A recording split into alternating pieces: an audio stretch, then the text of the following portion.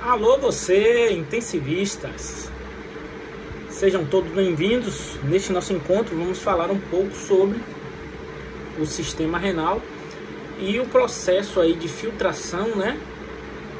Vamos falar sobre a diálise e a hemodiálise. Então, como já sabemos, o rim é um órgão super mega importante que tem uma função aí precípua de filtrar, né, as impurezas do sangue. Ora, realizar essa filtração é de suma importância por conta dos metabólitos gerados tanto do consumo alimentar como da metabolização sanguínea de alguns medicamentos, do próprio processo metabólico originário. E quando há uma disfunção nesse sistema renal, há uma falha e há um acúmulo desses metabólitos aonde? Na corrente sanguínea. Isso gera diversas repercussões hemodinâmicas no paciente. Porque eu posso de um simples acúmulo de líquido a acúmulo de eletrólitos, né, na corrente sanguínea, e isso pode ser deletério a esse paciente, aumentando aí os níveis de sódio, cálcio, fósforo, potássio, magnésio, né, e outros eletrólitos que fazem parte aí do nosso sistema. E o sistema renal, ele tem algumas finalidades, né, que é justamente manter a homeostase do corpo. O que é isso? Esse equilíbrio. Aí ele faz o quê? Regula cuidadosamente os líquidos e os eletrólitos para manter ali o equilíbrio, e aí remove os produtos dessa degradação, que são chamados de metabólitos, como eu disse. E aí ainda desempenha diversas outras funções aí do sistema renal, justamente para regular essa entrada e essa saída.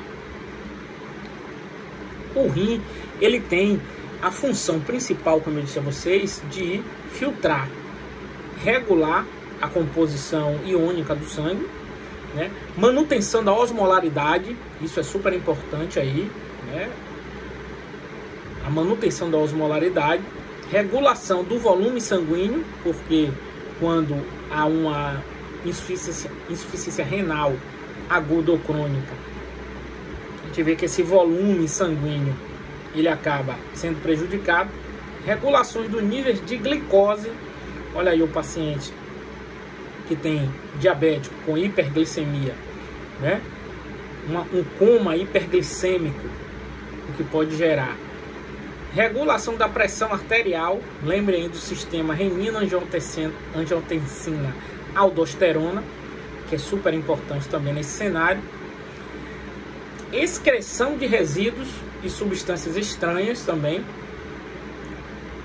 O rim tem a função ainda aí de liberação de hormônios, regulação do pH do sangue. É super importante em um cenário de pacientes em unidade de terapia intensiva para realizar a gasometria, onde a gente vai ver aí um acúmulo, né, um aumento ou uma diminuição do pH. Isso é de suma importância na unidade de terapia intensiva, a gasometria, para avaliar justamente essa taxa de filtração glomerular, essa taxa de absorção renal, né? É por isso que é realizado o balanço hídrico, que é de suma importância nesse cenário também. E ainda o rim, ele tem a função de produção de eritropoetina, que estimula a medula óssea a produzir as hemácias. Então vejam que órgão importante. E a falência ou a insuficiência renal, como eu disse, gera algumas complicações a este paciente, e que nós podemos dividir, segundo a literatura, o Gaito e o Brunner, ele traz essa divisão para a gente aí: a insuficiência renal aguda, que aconteceu agora, e a insuficiência renal crônica, né? E o que é essa insuficiência? É justamente a condição quando o rim ele perde a capacidade de realizar suas funções básicas. Ora, filtração. Se ele perder essa função, nós já chamamos de insuficiência renal. E onde é que a gente vai ver isso? Vai ver isso justamente nos exames. Os exames que nós chamamos de para avaliar função renal.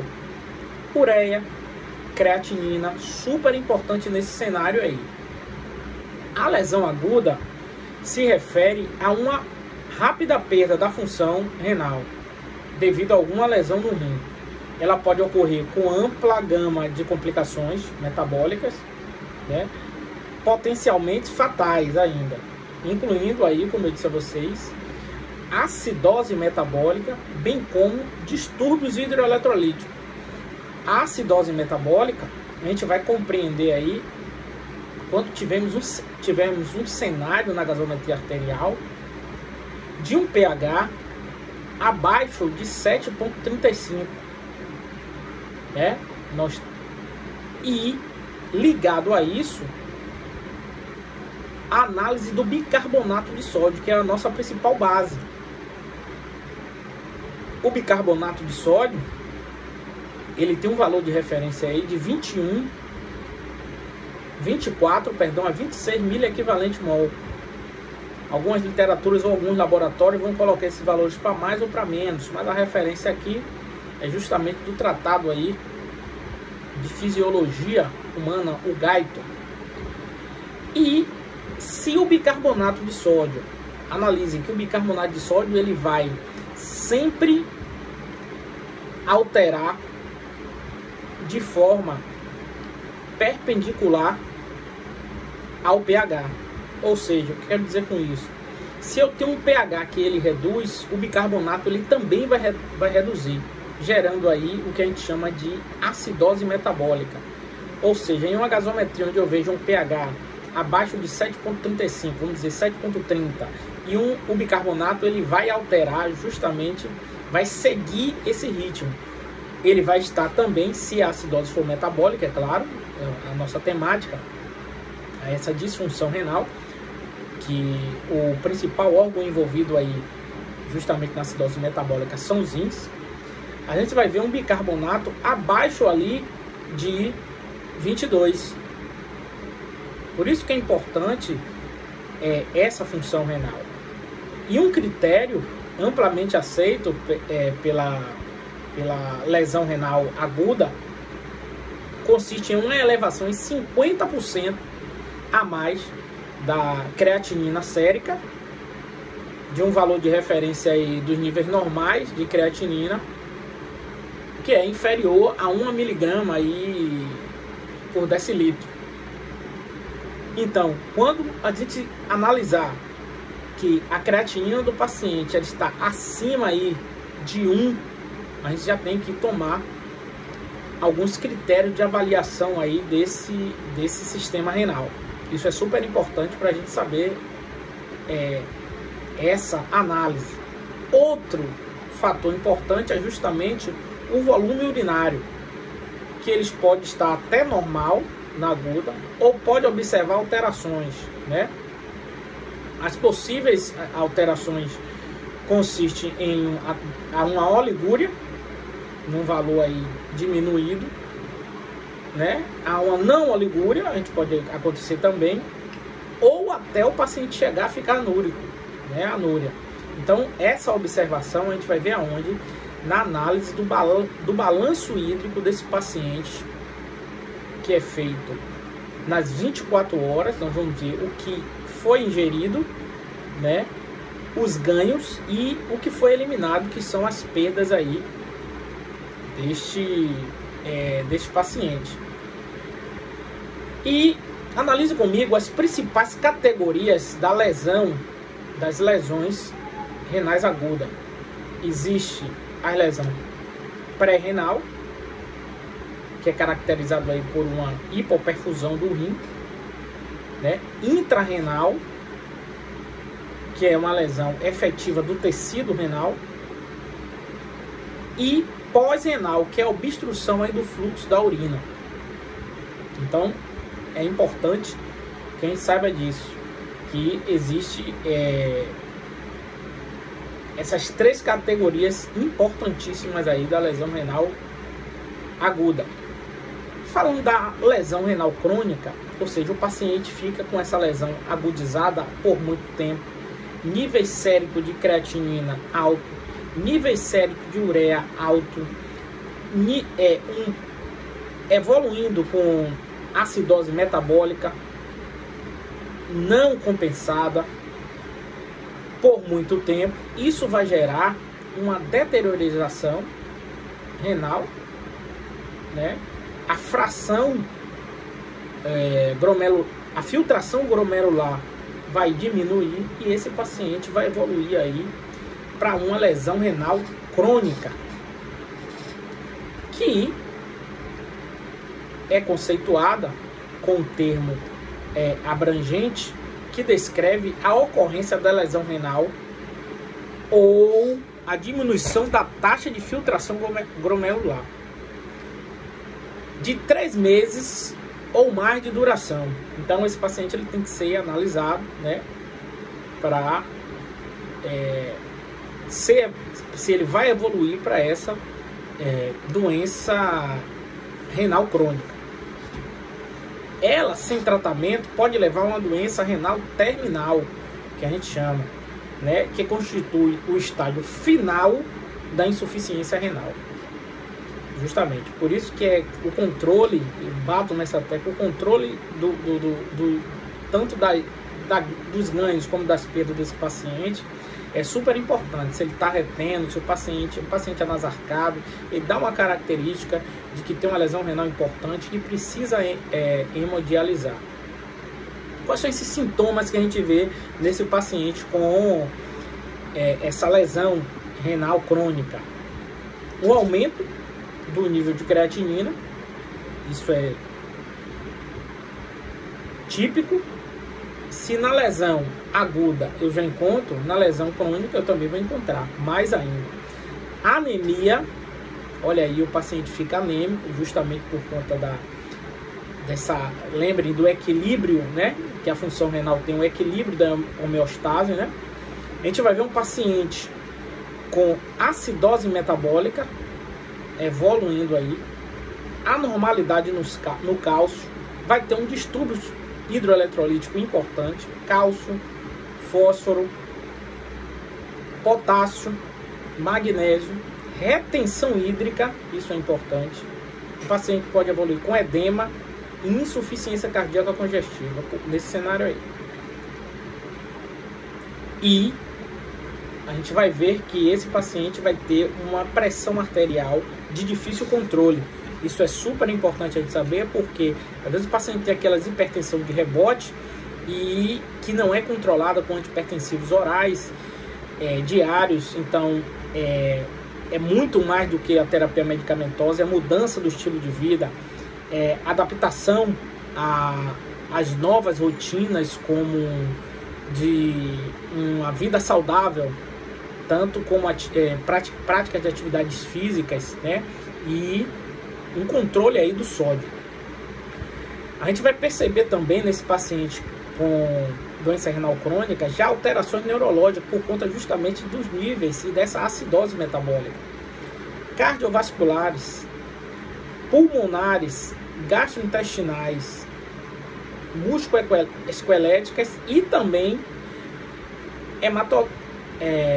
hematológicas. Então vejam a importância que o rim ele tem neste cenário de um paciente que pode evoluir aí de uma insuficiência renal aguda para crônica. Quais são os fatores de risco aí desses pacientes que a gente precisa saber? Idade avançada, né? Diabetes mellitus, importante. Paciente com hipertensão arterial. Vejam aí para vocês que os órgãos-alvos da hipertensão arterial: rim, não é isso? Coração e cérebro. Então vejam a importância aí que o paciente com hipertensão arterial, ele acaba sendo um fator de risco aí para insuficiência renal aguda e crônica. O paciente que tem lúpus também, eritematoso sistêmico, é um fator de risco, é uma doença autoimune, né? E o que é, vamos falar agora um pouco do que é essa taxa de filtração glomerular, que é muito dita entre os nefrologistas no ambiente de unidade de terapia intensiva e no ambiente de hemodiálise. Essa taxa, ela se refere à quantidade de plasma filtrado pelos glomérulos por unidade de tempo. Lembrem que a glomerulonefrite é uma inflamação justamente nesses glomérulos. Então, uma glomerulonefrite, essa inflamação pode gerar também uma inflamação, pode gerar uma insuficiência renal aguda e evoluir para a crônica. A depuração da creatinina, que eu falei com vocês, é uma medida de quantidade que é depurada pelos rins, né, a creatinina, em um período de 24 horas. Por isso que o BH, o balanço hídrico, é feito em 24 horas. E os valores normais ele também diferem aí de homem para mulher. Essa taxa é importantíssima a gente saber o que ela significa, porque a partir disso é que nós vamos tomar justamente as condutas de enfermagem de acordo aí com o diagnóstico médico, né? As diretrizes clínicas para o cuidado do paciente com doença renal, ela diz o seguinte, que é portador de doença renal crônica qualquer indivíduo que, independente da causa, apresente pelo menos 3 meses consecutivos de taxa de filtração glomerular abaixo de 60 ml minuto aí nesse cenário. Então, nos casos de paciente com taxa de filtração glomerular maior que 60 ml por minuto, considerar doença renal crônica, se associado a pelo menos um marcador aí de dano renal parenquimatoso, como aumento da albumina, hematúria, alteração do exame de imagem, né? A gente pode ver aí uma hidronefrose, cistos renais. E isso é super importante a gente ter em mente. Taxa de filtração glomerular. Copia. A doença renal crônica, ela tem estágios. E quanto maior o seu estágio, obviamente, maior o risco, né? Quanto maior o seu estágio, maior o risco. Então, o estágio 1, há uma lesão renal com filtração glomerular normal, né? A filtração glomerular, nesses casos aí do estágio 1, fica maior do que 90. Estágio 2. Estágio 2 é uma lesão renal com filtração glomerular ligeiramente diminuída. Aí está entre 60 e 90. E o estágio 3, essa lesão renal já está moderadamente diminuída. Então, assim, ligeiramente, 2. Moderadamente, 3. Está entre 30 a 59. Aí a taxa de filtração glomerular. Estágio 4 já é lesão severa, né, que está entre 15 aí a 29. E o estágio 5 é a falência renal. Essa taxa de filtração glomerular na falência renal, isso é importante você saber, é abaixo de 15 ml aí da taxa de filtração dos glomérulos. Então isso é super importante para tomar uma conduta com esse paciente que provavelmente vai evoluir para uma diálise ou uma hemodiálise. Ok, forte abraço, ficamos por aqui, estuda que a vida muda.